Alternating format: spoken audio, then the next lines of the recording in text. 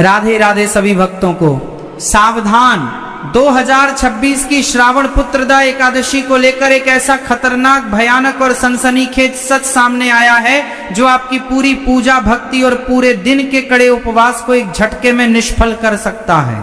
इस समय पूरे इंटरनेट, सोशल मीडिया, यूट्यूब और आपके आसपास के पंडितों तथा ज्योतिषियों के बीच एक भयंकर भ्रम की आग फैल चुकी है।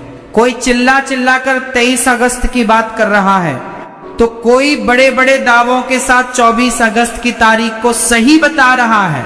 लेकिन रुकिए, क्या आप जानते हैं कि गलत दिन रखा गया एकादशी का व्रत सिर्फ आपकी मेहनत बेकार नहीं करता, बल्कि शास्त्रों के अनुसार इसका उल्टा महादोष भी आपके सिर पर चढ़ सकता है। 23 अगस्त की रात को पंचांग में ऐसा क्या अनोखा बदलाव होने वाला है जिसने बड़े बड़े विद्वानों की नींद उड़ा दी है। आखिर क्यों 24 अगस्त को व्रत रखना करोड़ों लोगों के लिए जिंदगी की सबसे बड़ी आध्यात्मिक भूल साबित होने जा रही है।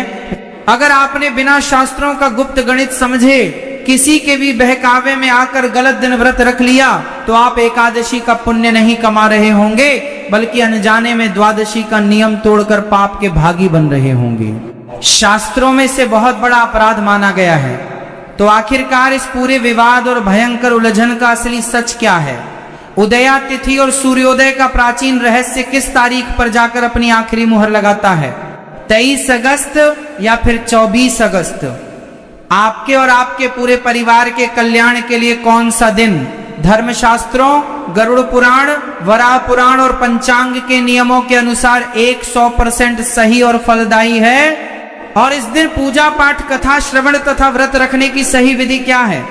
आज इस वीडियो में हम बिना किसी गोलमोल बात के पंचांग के ठोस सबूतों और पौराणिक प्रमाणों के साथ सीधे सच से पर्दा उठाने वाले हैं। इसलिए बिना एक सेकंड भी स्किप किए इस वीडियो को अंत तक जरूर देखिए।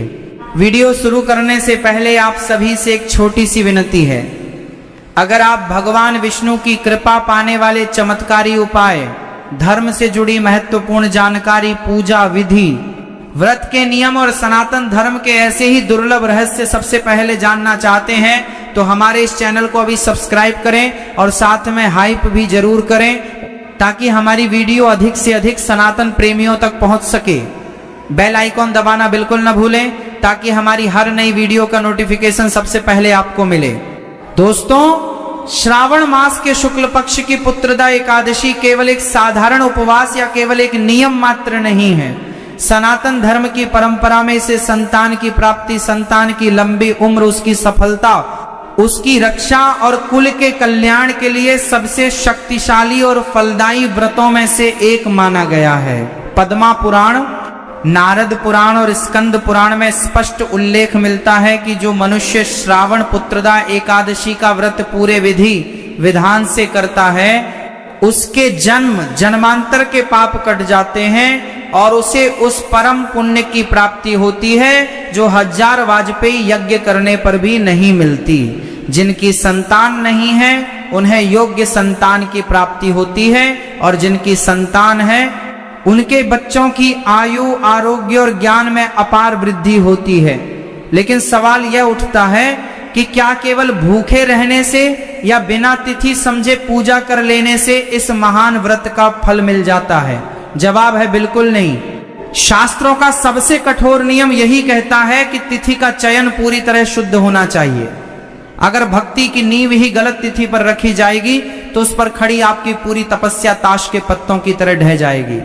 अब आइए उस असली मुद्दे पर बात करते हैं जिसने 2026 के पंचांग में एक भयंकर तूफान खड़ा कर दिया है।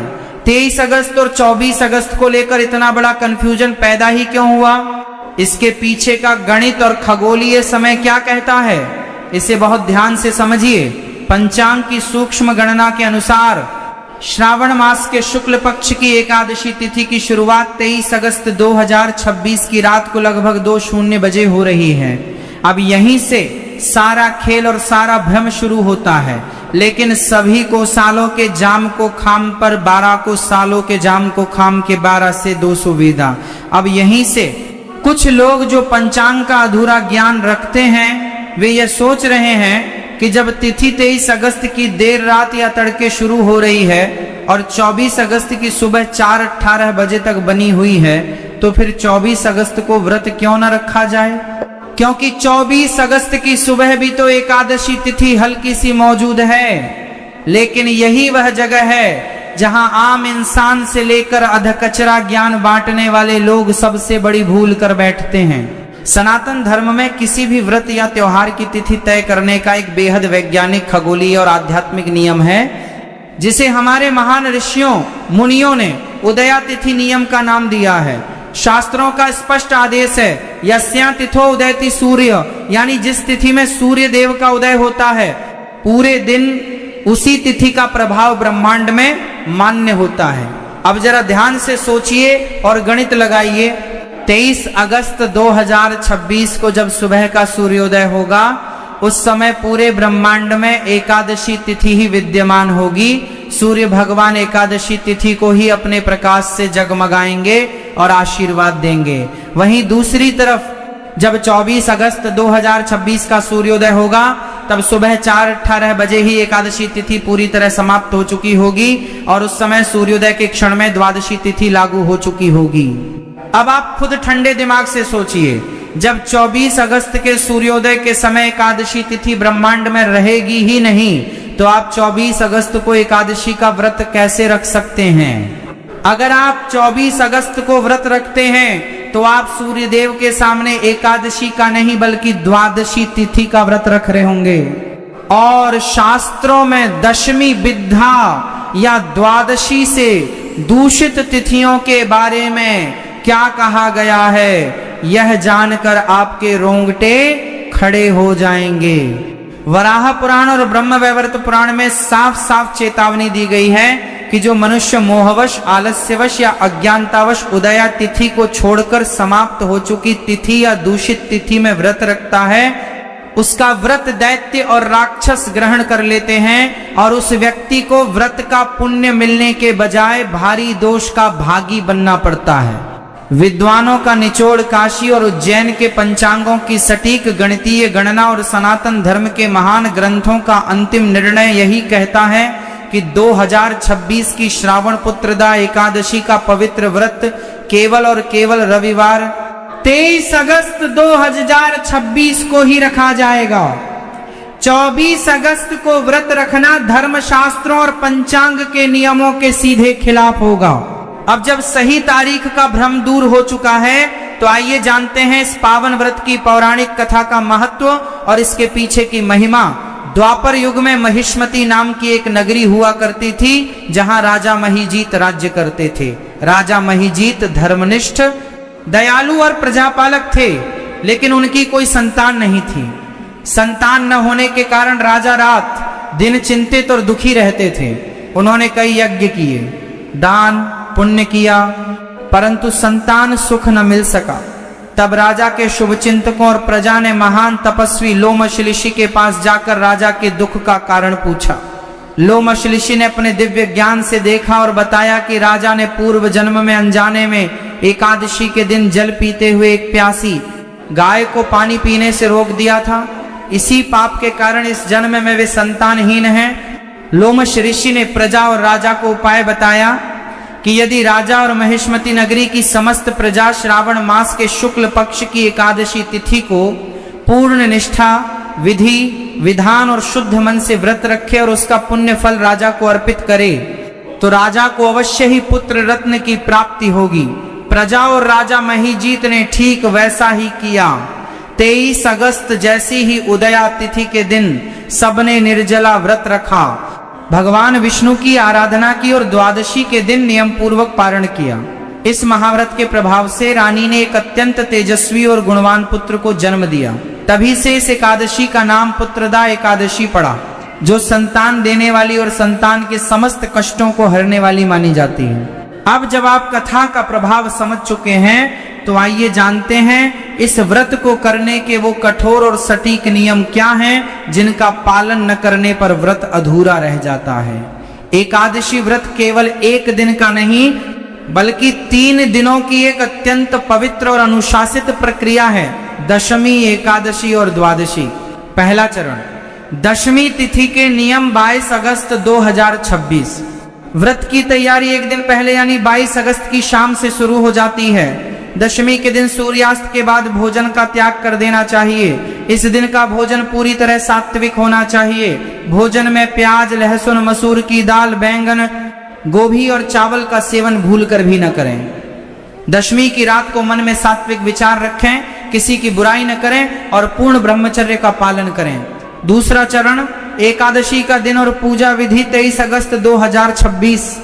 23 अगस्त रविवार के दिन ब्रह्म मुहूर्त में उठें, स्नान के पानी में थोड़ा सा गंगा जल मिलाएं और पवित्र होकर पीले वस्त्र धारण करें, क्योंकि पीला रंग भगवान विष्णु को अत्यंत प्रिय है। इसके बाद तांबे के लोटे में जल, अक्षत और लाल फूल डालकर भगवान सूर्यदेव को अर्घ्य दें। अब अपने घर के ईशान कोण, उत्तर, पूर्व या मंदिर में एक चौकी पर पीला कपड़ा बिछाएं।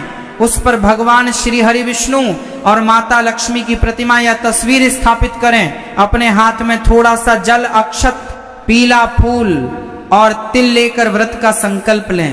हे परमपिता परमेश्वर श्री हरि विष्णु, आज मैं श्रावण पुत्रदा एकादशी का व्रत अपनी संतान के मंगल, उसकी लंबी आयु और परिवार के कल्याण के लिए पूरी निष्ठा से रख रहा रही हूं। मेरी इस पूजा को स्वीकार करें। पूजा के दौरान भगवान विष्णु को पंचामृत, दूध, दही, घी, शहद, शक्कर से स्नान कराएं। तत्पश्चात उन्हें पीला चंदन, रोली, अक्षत, पीले वस्त्र, पीले पुष्प, धूप और तू फल अर्पित करें। ध्यान रखें, भगवान विष्णु के किसी भी भोग में तुलसी दल, तुलसी का पत्ता होना अनिवार्य है। इसके बिना वे भोग स्वीकार नहीं करते।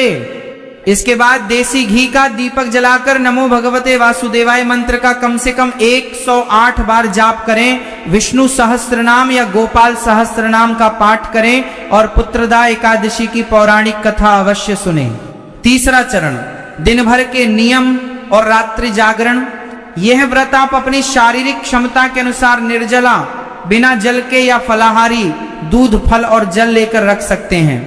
दिन भर मन में किसी के प्रति ईर्ष्या, क्रोध, लालच या द्वेष न लाएं और न ही किसी की चुगली करें।